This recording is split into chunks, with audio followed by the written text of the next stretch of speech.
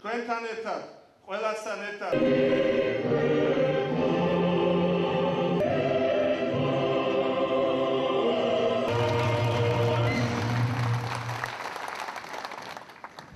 კენჭისყრის პროცედურის, კენჭისყრის შედეგების შევის წესის. პირველ რიგში მე გაგაცნობთ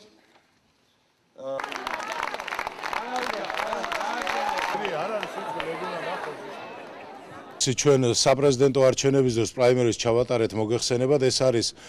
ნაციონალური მოძრაობის ის განახლების პერიოდი, რომელიც ჩვენს მოსახლეობას და ჩვენი პარტიის წევრებს შევპირდით, იმიტომ რომ მეტი დემოკრატიულობისთვის, ხალხთან უფრო ახლოს ყოფნისთვის,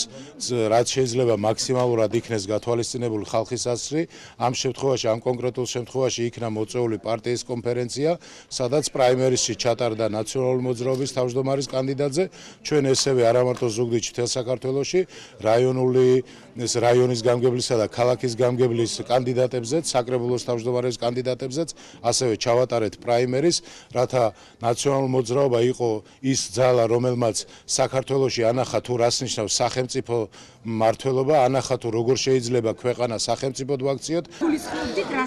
დიახ, ეს არის უპრეცედენტო შემთხვევა ქართულ პოლიტიკურ ისტორიაში, როდესაც ოპოზიციური პოლიტიკური ძალა ხსნის ყველა დემოკრატიულ შესაძლებლობას ადგილობრივი ორგანიზაციებისათვის, რომ მათ თვითონ აიჩიონ თავიანთი წარმომადგენლები ყველა დონის არჩევნებზე, ამიტომ ძალიან მნიშვნელოვანია, რომ ჩვენ გადავდგით ეს ნაბიჯი და არ შეუშინდით იმ პრობლემებს, რომელიც შეიძლება ამ ნაბიჯს მოჰყვეს და ჩვენ ხედავთ, რომ საქართველოს ძალიან ბევრ ქალაქში, მათ შორის ახლა უკვე ზუგდიდში, ადგილობრივი ორგანიზაციის მიერ არჩეული თავმჯდომარეები არიან. დღეს პრაიმერისით იყო წარმოდგენილი პარტიის მომავალი თავმჯდომარის კანდიდატურა, როგორც თვითონ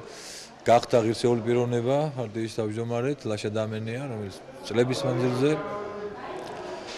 ღირსეულად უძღვებოდა პარტიას და მომავალშიც ვსწრდება ხედავთ თქვენ, რომ დელეგატების უმრავლესობამ მას დაუჭირა მხარი. ულოცავ მას კიდევ ერთხელ, მე ულოცავ ზუგდიდელებს ღირსეული კანდიდატის არჩევას. მომავალში ჩვენ გვეგმავთ, რომ ქალაქის მერის კანდიდატზე პრაიმერის შევატაროთ, ასევე რაიონის გამგებლის არჩევნებზე კანდიდატით გავიდეთ ზუგდიდის მოსახლეობის წინაშე.